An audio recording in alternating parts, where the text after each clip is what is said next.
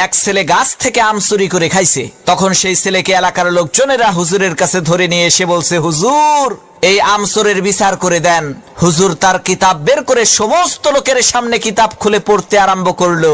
যে চুরি করে খাইছে আম, তাকে দিতে হবে তার দাম, দাম না দিলে তার পিঠের উপরে কিল পড়বে ধাম ধাম। হুজুরের কিতাব শুনে এলাকার লোকজন সেই ছেলেটিকে কয়েকটা চর থাপ্পড় মেরে বিদায় করে দিল। আল্লাহর কি কুদরত!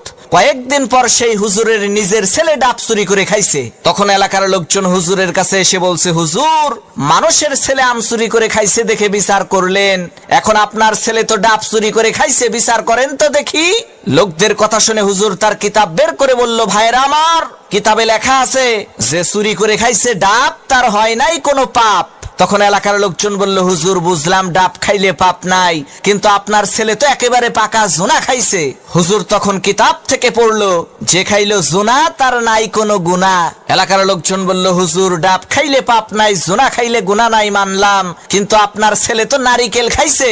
তখন হুজুর তার কিতাব থেকে পড়লো, যে নারিকেল খাইছে চুরি কইরা, তোমরা সবাই মুড়ি দাও তার হাত ধইরা, কারণ সে চুরি করে খাইছে নারিকেল, এর মানে একেবারে পরিষ্কার তার দেল।